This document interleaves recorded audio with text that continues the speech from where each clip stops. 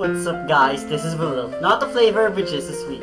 Now I am a big fan of the lover, like a really big fan. I own the complete volumes of the manga, the Blu-ray discs, the doujinshis. I probably shouldn't have said that. Anyway, it's pretty much a staple in the series to have fan service, mostly by having Rito fall on top or below the other girls. Lucky bastard! It even got to the point where it's thought to put down the female characters. But what if I told you there's more to the female characters than just ecchi? That's not just a horny male fanfest. Well, today I'm gonna discuss that in my defense of Tulaveru. Let's start off by defining what Tulaveru is. It's a series created by Saki Hasemi and brought to life by the mangaka of Black Cat, Yabuki Kentaro. The series revolves around Yukirito, a boy who's so damn lucky every guy wishes to have his life. Seriously. A cute girl appears in the bathtub. He lives with his cute little sister. He falls on top of every girl he meets and doesn't even get an arrest for molestation. And last but not least, every heroine falls in love with him. From that description itself, I think it's clear why they think it's sexist. And that's if we look at Rito's perspective. If you look at the characters, mostly the heroines, they're pretty diverse when it comes to personality. Not one character is the same, and each one of them has its unique trait. Lala is eccentric and excited, Yui is strict like a tsundere, Yami is a badass with a soft side. So what makes them different from Rito? Well, they are mostly relatable. Surely you've never been a person who falls on girls and they suddenly fall for you. But I'm sure probably eccentric, humble, strict, and a little bit of a badass. Most of them are your typical character tropes, but it sure beats a lucky bastard. From here we can see that it's the girls who have a more rounded personality than the males. They give importance to the female characters rather than the male characters because you can focus on the female characters and just...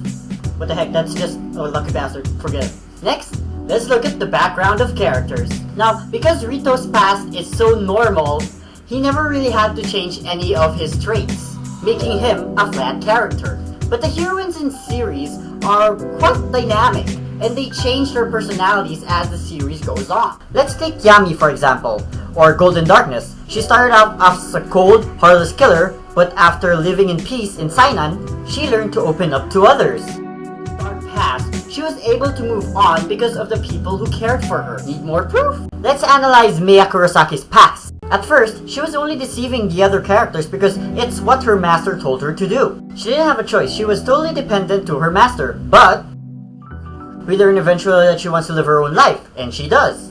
Free of her master, and she no longer had to fake her relationships. Even my all-time favorite character, Momo, changed her personality in Tulaveru and Tulaveru Darkness. At first, she was just the yandere twin of Nana, but as time passed, we see that she's actually sensitive, loving, caring, responsible, etc.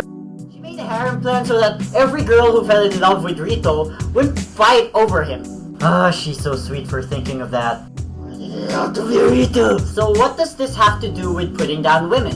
You see, there are different kinds of discrimination. This one is gender-based, saying that men are much more powerful or are given more importance than females. Well, have you seen the female characters in this series? Lala has superhuman strength, Yami can turn her whole body into a weapon. I mean, the Queen of Deviluk governs the whole galaxy. You may argue that it's discriminatory because Rito falls on top of other girls and he doesn't even get punished for it. Well, that's the fan service side of the series. Fan service is placed in the series to boost views and such. It can be similar to clickbait, but it doesn't really make you want to click on it, more so into watching it. Besides, there are different kinds of fan service, not just showing off lewd parts of the bodies. In Tulaveru, if you remove the fan service, you'll get an anime with a really weak protagonist. You'd focus more on the female characters. That is because the heroines of the series are more developed than the MC or the main character. I mean, let's look at it this way. In Tulaveru Darkness, it's not Rito who's the main character, it's Momo. We hardly see Rito anymore because he's not the focus. The whole focus is the harem plan altogether. Rito, being a lucky bastard, is just sitting there waiting for the ending to happen while he's not doing anything, he's just there. What I'm trying to say here is that in ecchi harem, the harem king doesn't actually have to be the main character of the series. It can be one of the heroines as long as they have a more higher importance in the story. So if you analyze that, Rito is at the bottom, and Momo and the other harem characters are on top. Get it? Get it?